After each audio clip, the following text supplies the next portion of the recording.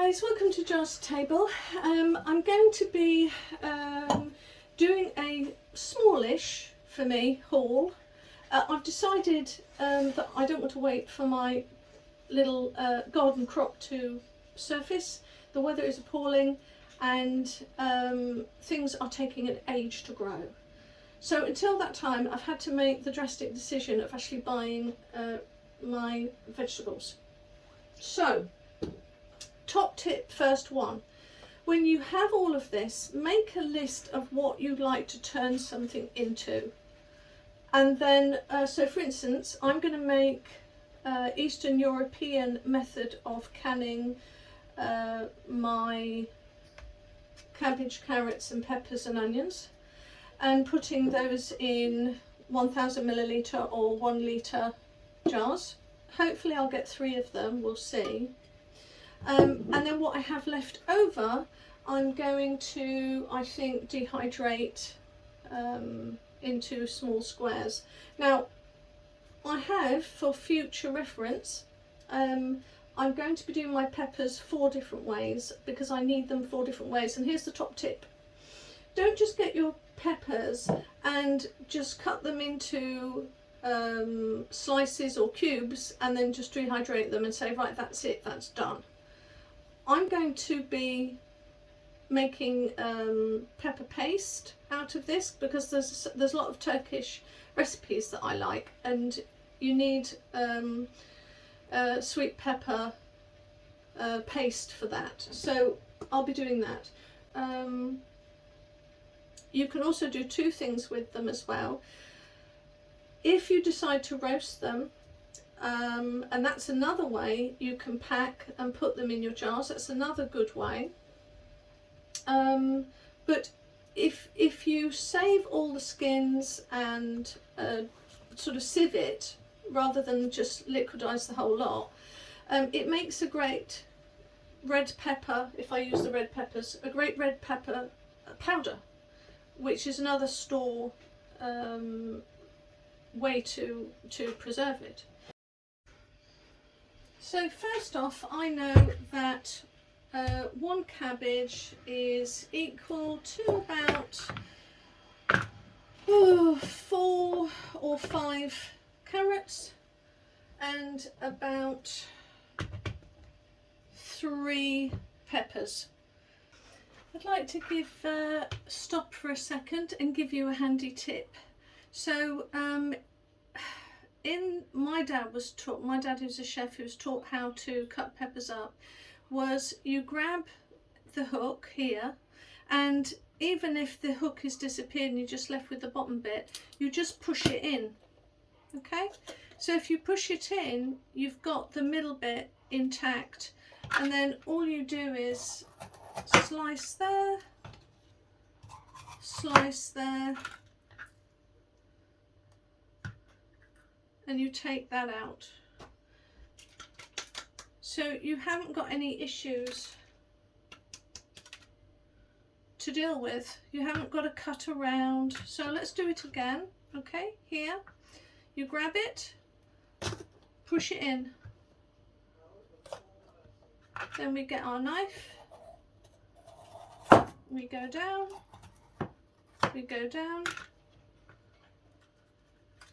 and we pull it off.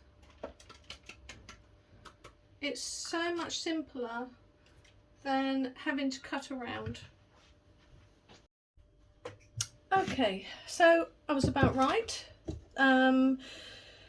I've done grated, sliced all of my cabbage and carrots, onions and peppers. And now what we do is we put in the salt. Now, when it comes to salt and how much, remember we're using the salt to extract all of the liquid out of these, and that way they're not going to be turned to mush in the canner, but it's also to help preserve. So you can be, and I've found for me, I tend to do about 3 tablespoons, 3 heaped tablespoons. What I want to do at this point, break it all up a little bit with, make sure that all of the salt goes everywhere and reaches all the points. And then I don't put it in the fridge. I haven't got enough space to put it in the fridge, and I wouldn't put it in the fridge anyway if I was going to ferment it, so why do it here? But some people, you know, prefer it, but you don't have to. So I'm going to make sure that the salt is thoroughly everywhere, and then get on with the next 2 cabbages. I'm going to cover it up completely. Some people, you know, could probably do it after an hour or 2. I don't think I'm going to this time. I've got too much to do. And this will take all the liquid out, but I'm not going to throw the liquid away. A lot of people will throw the liquid away, but I don't. So I'm going to pour the liquid inside the jar already, and I'm going to add vinegar at that point. Just a bit of talking here briefly. The reason why I'm doing this, so I just closed my window. The reason why I'm doing this is because I've struggled to find ginger in my large supermarkets, and as somebody who will kind of put, you know, three of these or 4 of these in my coffee mug in winter, and will eat it. And also because I use this so much, I really can't. I thought, well, we've got to find a way to preserve it. But what I'm interested in, you can put it down in the comment section if any of you know this. Why in the UK are we struggling to find any ginger in our aisles? And I'm not talking fresh, I'm talking powdered. There's some fantastic ginger that you can buy at Zhang's online. He is purely a authentic Chinese food. And I've been living off of that for powder, but it's quite expensive. So, but yeah, I keep going in, and every time over the last 6 months, it's been really difficult to, really difficult to get hold of any ginger. I have noticed as well that our pasta bag sizes are getting smaller and smaller. There's occasionally the odd sort of 3 or 4 pound bag, but I have noticed that it's getting quite sporadic. Is that the right word? Right, I thought I would do another little pause for another little subject matter. So this is my honey, garlic honey. Now if you notice very carefully, there's a line running along here, and the honey is a slightly different colour. So that's the old honey, and this is the new honey that I have just put in because it was running quite low. I want to refill, and I filled it about, I don't know, 2/3 of the way up. I want to fill that completely up with honey. Now, if you're fermenting it, they say to take the skins off. But if you are putting it in honey, then take the skins off. Sorry, say that again. If you're fermenting with salt brine, then keep the skins on, or put the whole thing in. But if you're fermenting it, or not fermenting it, but preserving it in honey, then you do actually need all the skins off. That's how I've always found out. And plus the other thing is, if they're covered in honey, even if you could preserve them in the skins, I don't think I really want to sit there trying to take the skin off with it covered in honey. I don't know. Anyway, I'm going to try and get all of these in. And one last tip before I go, just in case I forget. The reason why this lid, which is plastic, the reason why it looks, apart from the outside, so wonderful is because I always cover it with some paper, and then all I do is change out the paper, and it keeps the lid perfect for another fermentation. Nearly forgot to say, there's loads of lovely ways to get your skin, I'm tired, your skin off your garlic, and some are silicone, toilet rolls and all sorts of things. All I know is the way that I've been taught by my dad, and I'll show you now, although I'm not really sure if I want to do it with this. But basically you cut the head off, you get a wide, and you just press down. In effect, you just flatten it, and what happens is it just comes away really easily. I've not actually flattened it that much because I don't want to do it with these. I quite like them like that. But okay, let's do one. Why not? Cut the head off, flatten down, and there you see it just comes out. But now I've got a flattened open piece of garlic, which doesn't look half as pretty if you're going to slice it, but anyway. Oh, look at that. That's a canny way to do it. I haven't done that for a while. I often do that. If I'm doing loads, I just cut the heads off and then they all open up. So look, there's two together.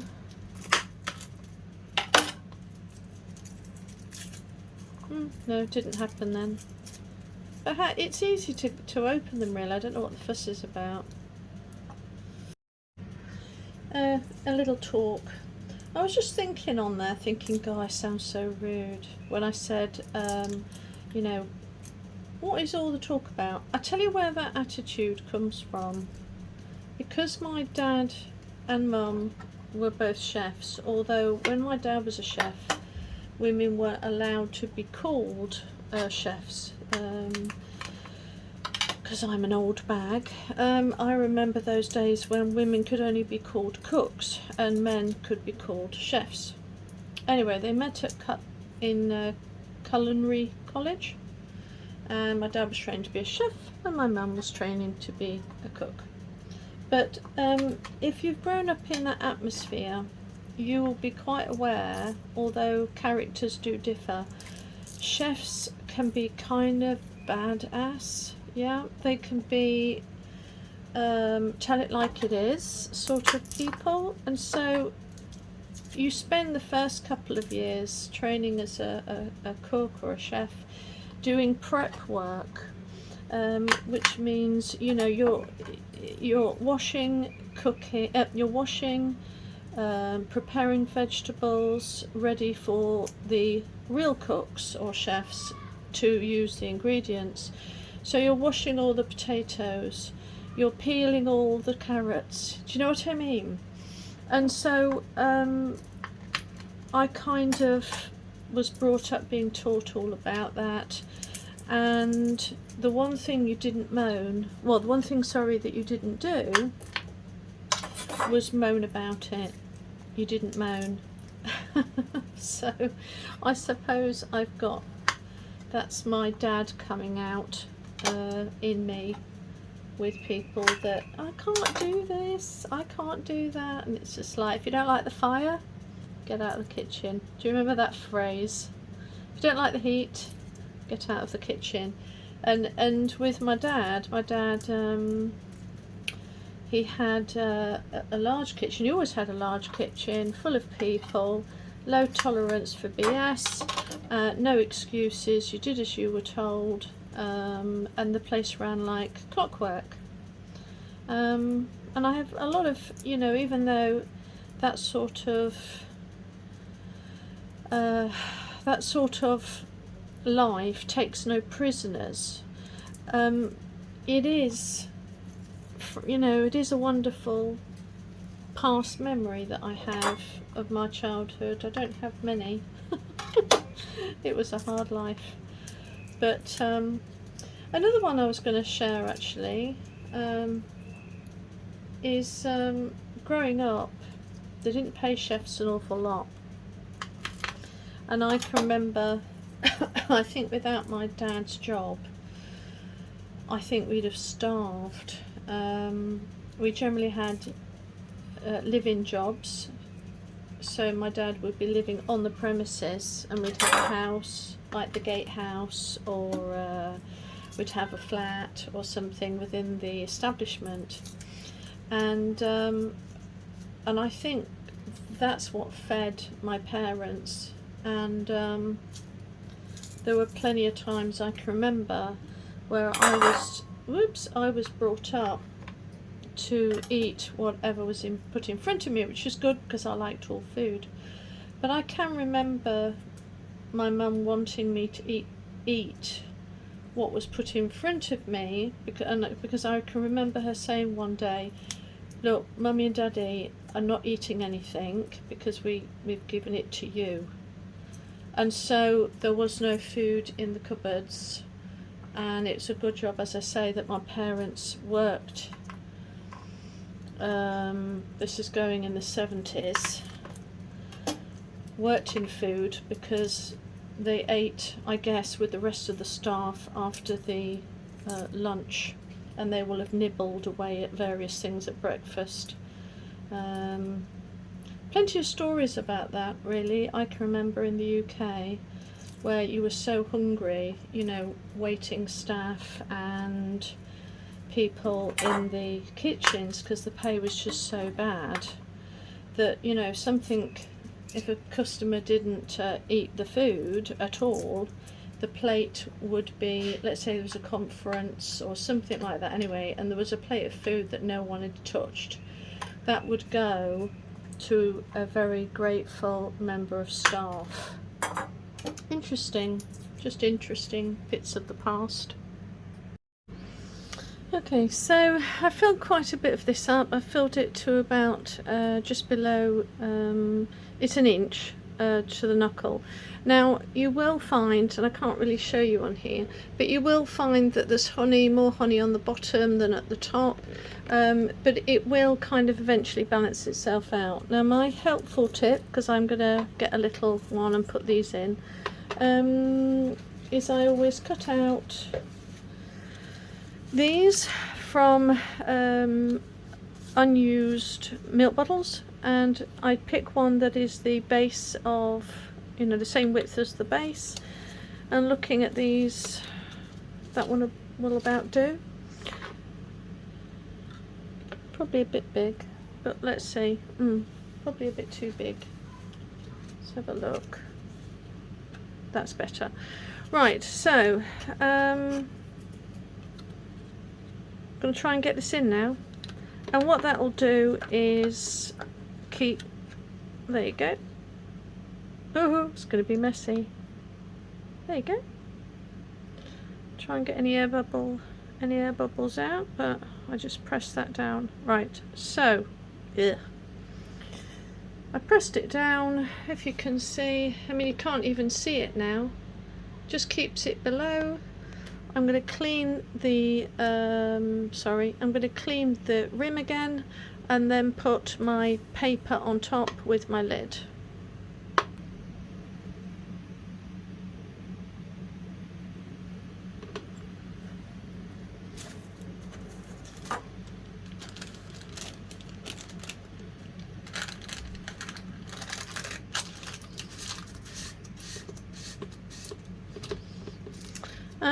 And then what you can do, I mean, you can cut this off.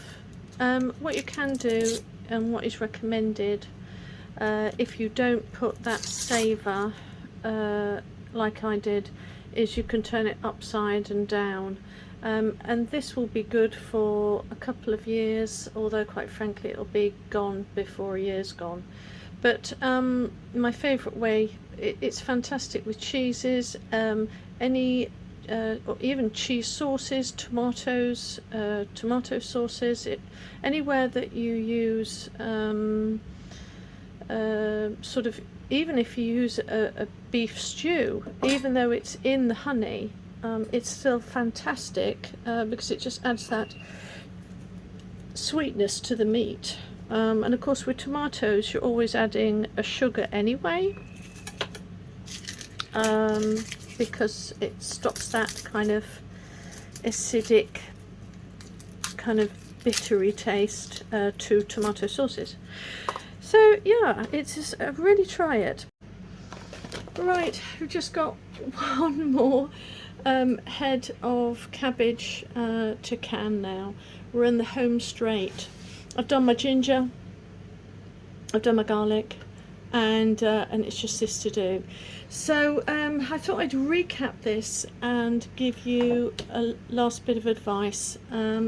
The easiest way that I've found in doing this on a large scale is if you've got a massive huge bucket, just do that.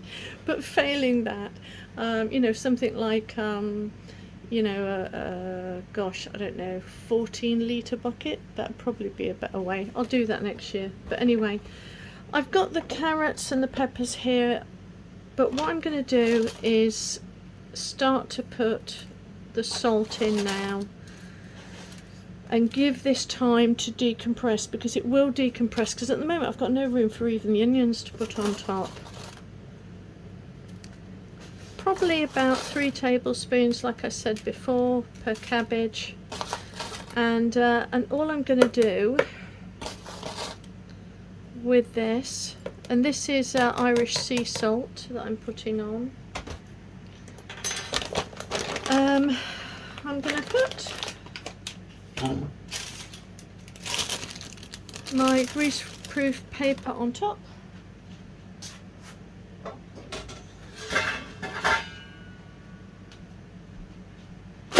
Put that to keep the flies on, and put that away. Put it away for about as long as it'll take me to do these onions.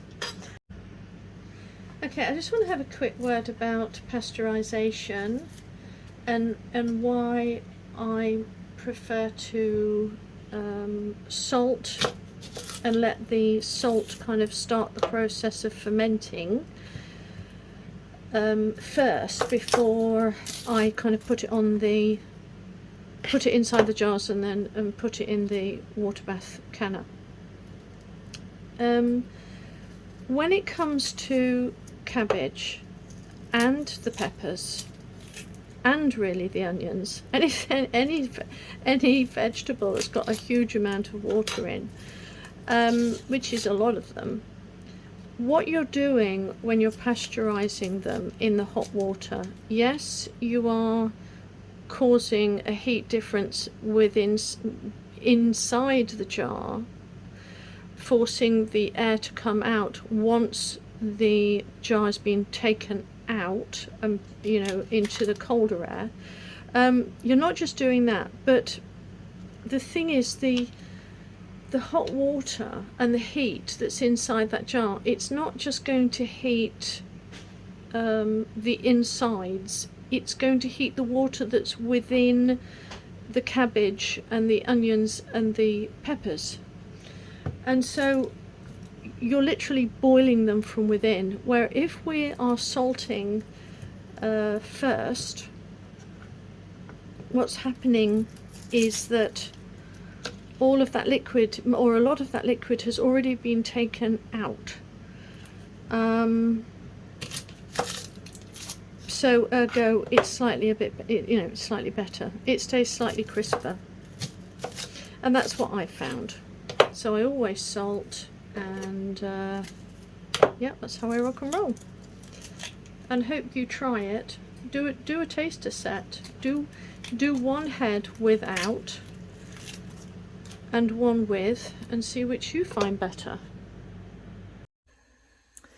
Okay, so this has been steeping now in its salty brine for quite a long time, and I've just given it a quick turnover. I got really bored of grating the carrots, stuff that I've got to buy a proper grater or something. But anyway, I got fairly thin carrots, and I thought that'll be fine, and they taste delicious. So the salty brine, to remind you, a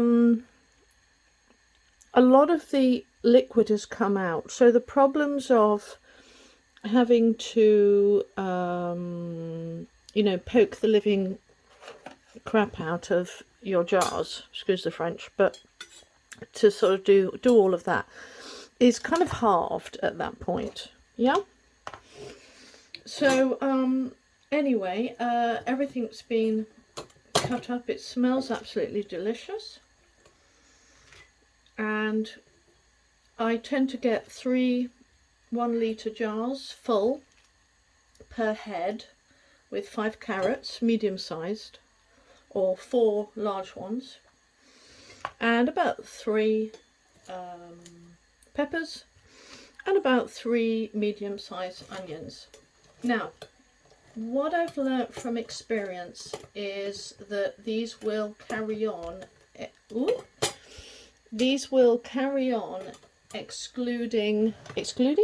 issuing liquid from them over the month that you leave it standing. I'm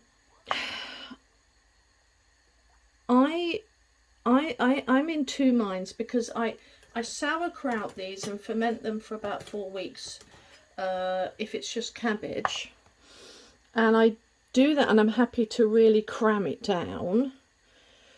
But having careful thought, and I've already done 6 of these already, I'm not going to do that with this particular one, but I'm not going to have it loose either.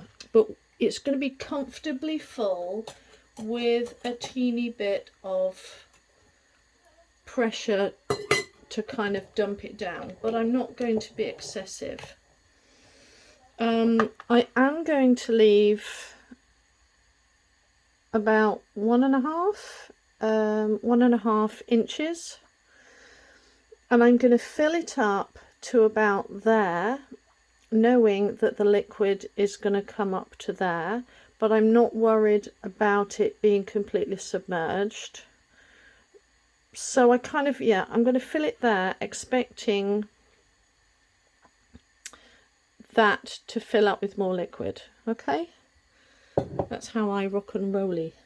So it's already got the salt in, and I will be adding brine to this with whatever's left over. I will be topping it up with some vinegar, and probably about 2 tablespoons, and then I'm going to can it for, because these are large, I'm canning this for a good 20 minutes. If not, I have gone up to 30 at times. But yeah, I kind of go how I feel. I go how I can't explain it, but I go with how I feel. Okay, let's can these up.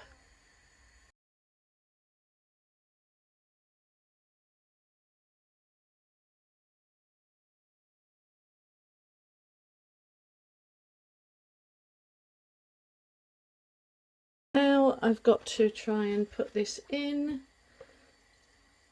with equal amounts. Now salt, yes, it's a briner, not a briner, it is a preservative if used in fairly large amounts from what I gather, but actually its main job in smaller amounts that we deal with is it helps with the circulation of the heat.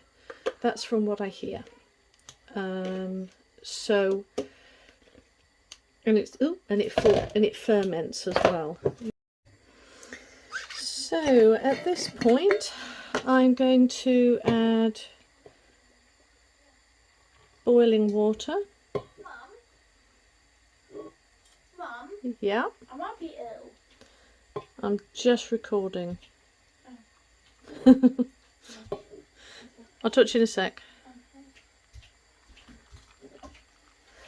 Okay, so this has come up to about here. I'm happy with that. This has come up to here. I'm happy with that. And this has come up to here. I'm happy with that. Right, so I'm not going to measure it.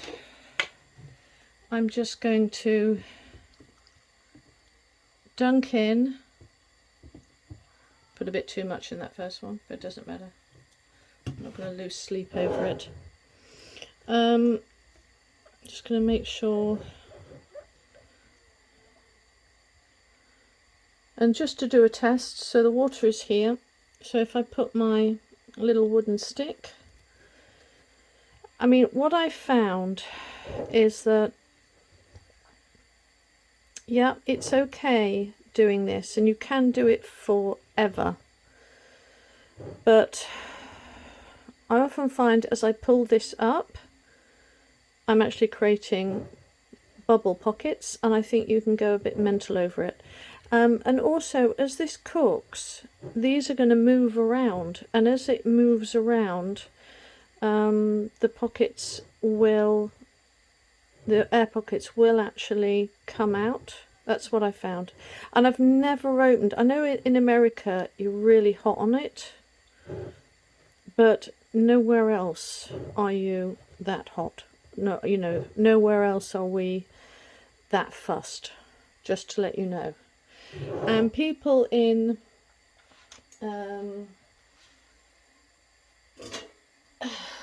other countries have been doing this for a very long time, and we're just not that fussed, just to let you know. And no one's dying.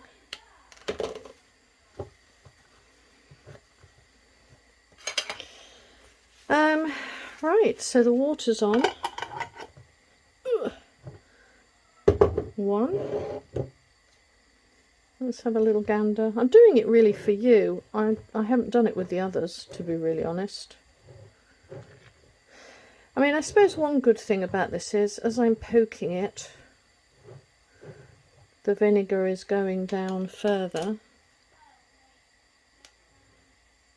So, you know, could be a good one. Put the lid on.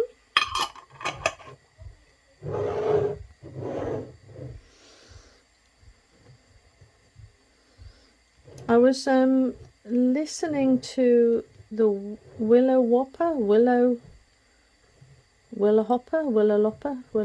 You'll know her, she's really famous on YouTube. And she kind of, I don't know about the fermenting bit, but in her sauerkraut, she actually says that you know, apart from the fermenting bit, she added the salt, added the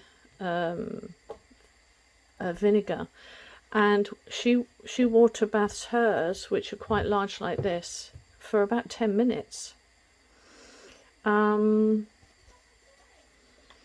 So you kind of have to balance up, you know. And she actually said that in, you know, growing up, they didn't even water bath.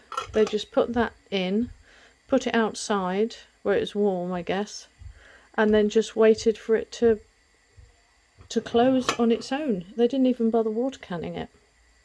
And that's with 1 or 2 tablespoons of vinegar. Anyway, these will go in the canner now, and we'll see how much water it releases, and not just that, we'll also see how much this actually kind of you know, what's the word I'm looking for? Shrinks. The contents shrink inside. Well, here I am. Took me 2 days. Finally got it. Got my 8 jars of Eastern European recipe, and I'll be doing that for all of my sort of vegetables that are not potatoes, basically. Anyway, but they've done really well. Really proud of that. I've got 2, 4, 6, 8 of my carrots and parsnips. Normally I would put this amount ish in with in my 1 litre large jars with potatoes, but we haven't got our potatoes in yet, so I'm just going to do the potatoes separately for once. The honey is fantastic. Remember, I've got a lid on there from the milk bottles. They will froth up a little bit. I don't know if you can see, but it will froth up a bit. But really, you shouldn't worry about that. That is just them becoming friendly with your garlic. So all you've got to do is just put like a whiskey shot glass in, because it's quite wide, and shove the whole thing down, and that'll be great. I just absolutely, I can't say enough of what I'm going to do with red peppers as soon as they all come in. I'm making red pepper paste, red pepper powder, because that is superb for thickening up sauces and soups that are tomato based. My hairy little weird ugly ginger slices have come out wonderful, and they smell absolutely delicious. So I will personally just be taking out sort of a tablespoon or 2 at a time, sticking it in the coffee grinder, which I have, and that will give me powder that I'll need for ginger biscuits and cakes and stuff like that. But on the whole, this is also going to be winter drinks for health reasons, really. And then, because I never value my back, I did some bacon. So I got some fantastic, really no preservatives, additives bacon, and it was £1 off per packet. So I thought, okay, that's great. So I had enough to do 3 of those. So not a bad haul, really, and I'm glad to actually have some vegetables on my shelves. All right, bye bye.